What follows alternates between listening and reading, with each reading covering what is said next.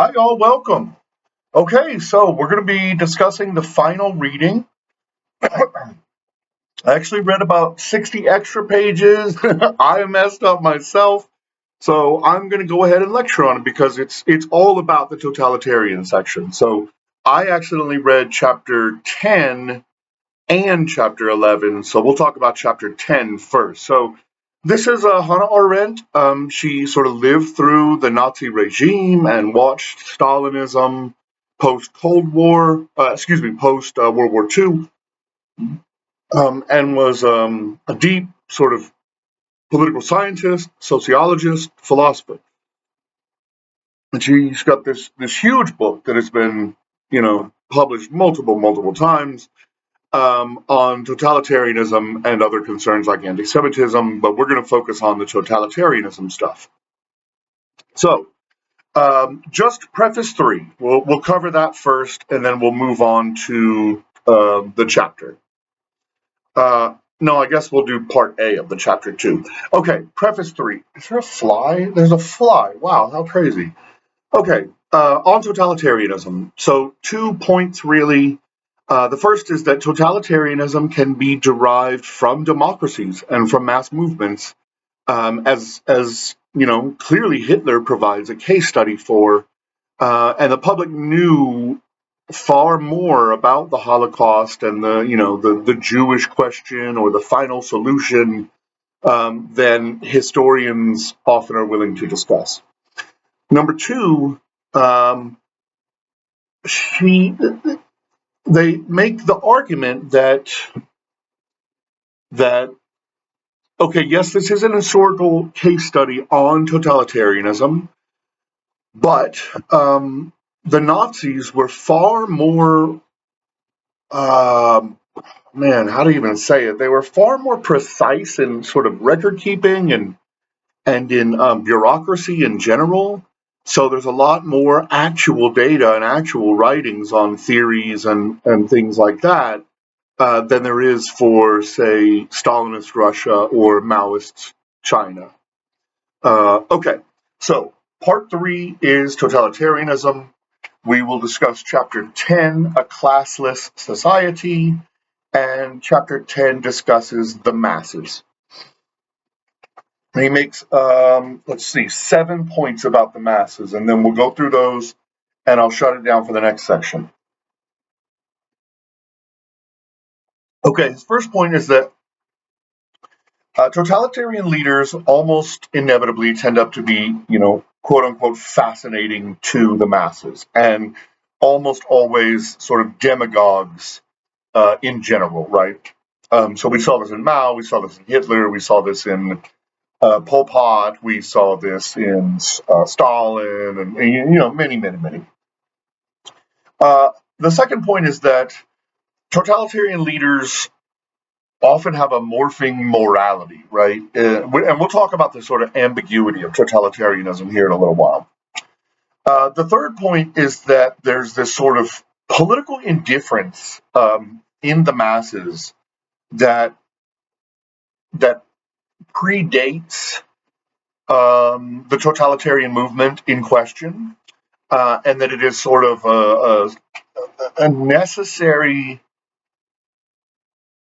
problem that exists in society, that society is very fragmented before totalitarian can come into existence, right?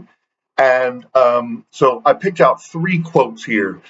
The term masses applies only where we deal with people who either, because of sheer numbers or because of indifference or a combination of both, cannot be integrated into any organization based on common interest, into political parties or municipal government or professional organizations or unions. Potentially, they exist in every country and form the majority of those large numbers of neutral, politically indifferent people who never join a party and hardly ever go to the polls. So, this is the vast majority of people who say, like, I'm not a member of a party, I'm not a member of some social organization. I might give some money to my church, I might give some money to this organization or whatever. I might have things that interest me, but nobody really encompasses me, and I don't really care all that much. And so we go on, and they say this permitted the introduction of entirely new methods of political propaganda and indifference to the arguments of political opponents, right? These movements not only placed themselves outside of and against the party system as a whole, they found a membership that had never been reached, never been, quote, spoiled by the party system. So, this is an amorphous movement filled with either indifferent or frustrated or, unsupported peoples. Um, we're sort of drawn to this idea that we just want to, crash the system in general because it's inherently corrupt, or there's a lot of conspiracy theories floating around about government, whatever it is. Okay, and then finally, therefore they did not need to refute. Therefore, they being the totalitarian. Therefore, the totalitarian did not need to refute opponents' arguments and consistently preferred methods which ended in death rather than persuasion, which spelled terror rather than conviction. Okay, the fourth point. So that was the third point, political indifference by the masses. The fourth point is sort of a general disrespect for the rules of the game, whatever they be, right? The Hobbesian institutions, the Rousseauian institutions, democratic institutions, whatever they be, disrespect for the rules of the game. And so Arendt says, actually, they succeeded in convincing the people at large that parliamentary majorities were spurious and did not necessarily correspond to the realities of the country, right? Sort of delegitimating democracy in general, thereby undermining the self respect and the confidence of governments, which also believed in majority rule rather than in their constitutions. So he's saying they're saying we must be careful um, of people who just sort of despise the system for being the system, right? Uh, and that, and I would warn that we're in a really precarious place as a nation, as are most Western nations right now, where most of their institutions are highly disrespected, right?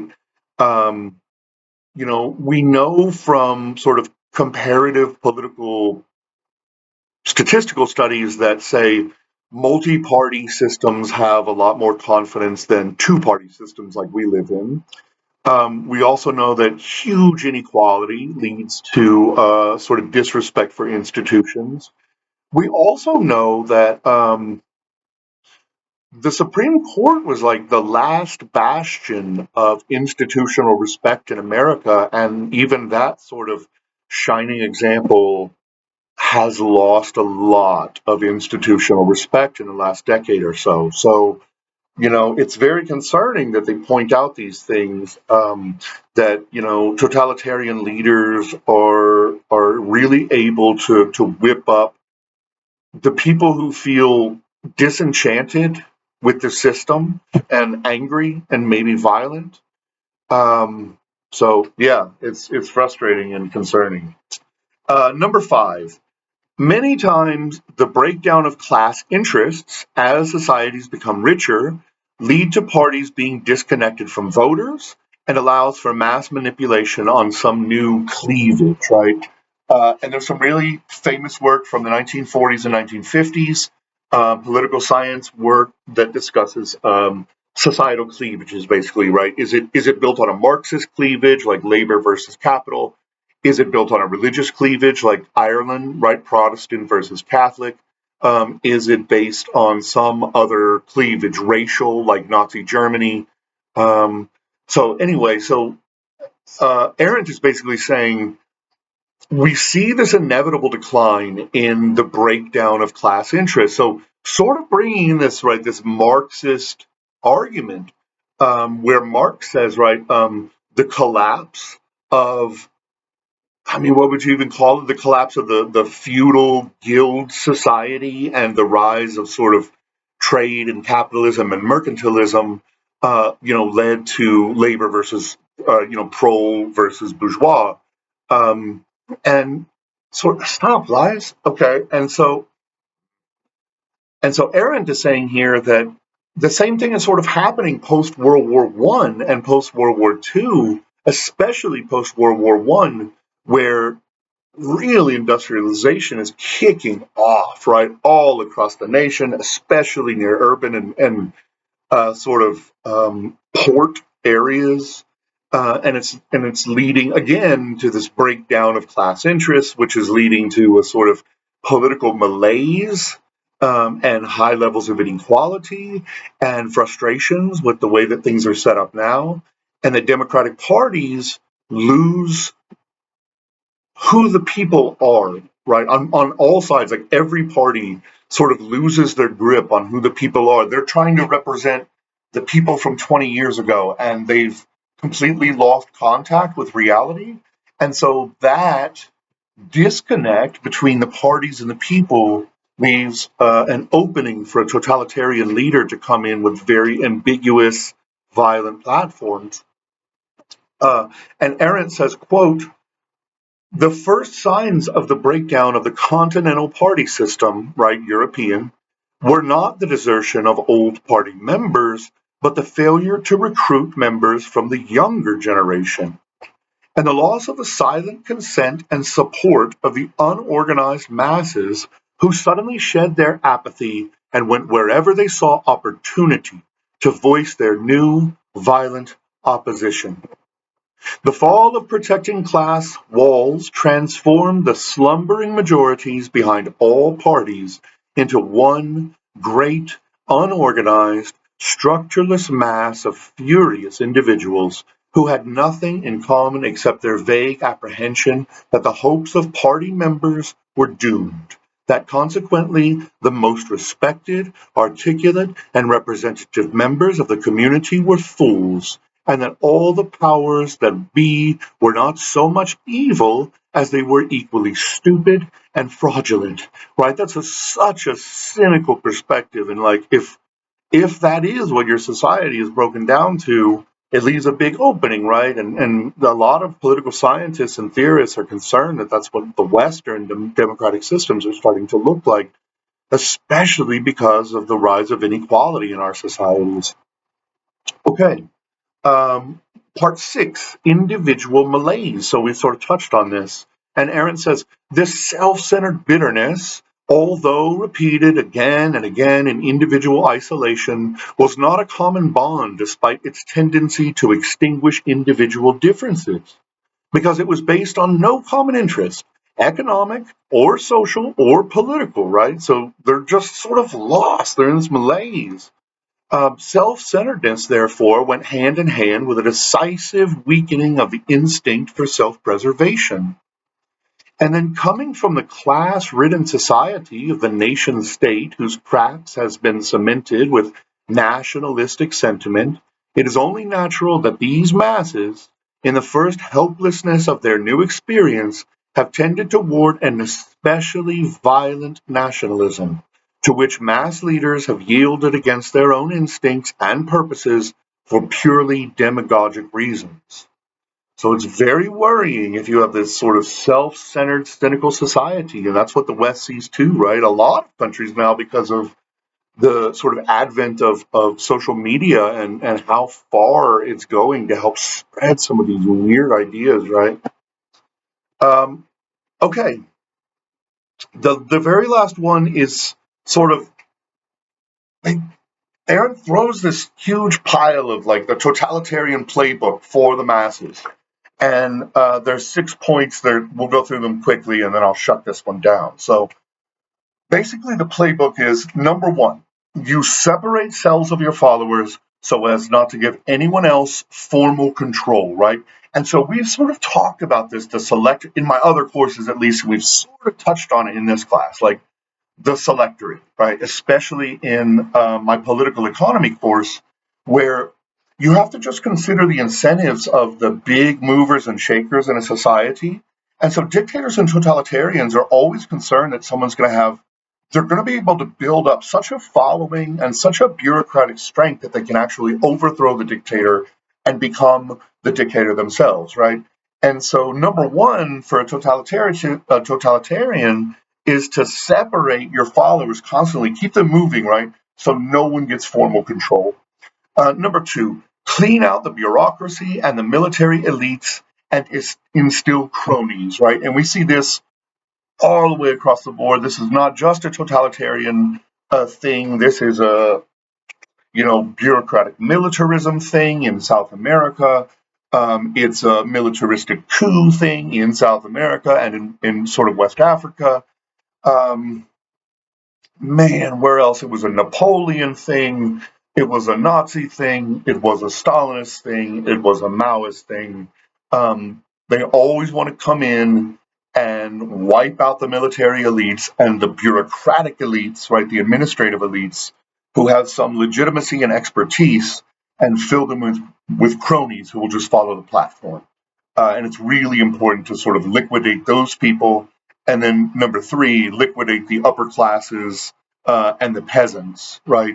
So the really rich and the really poor to convince sort of the middle classes that you're on their side, right?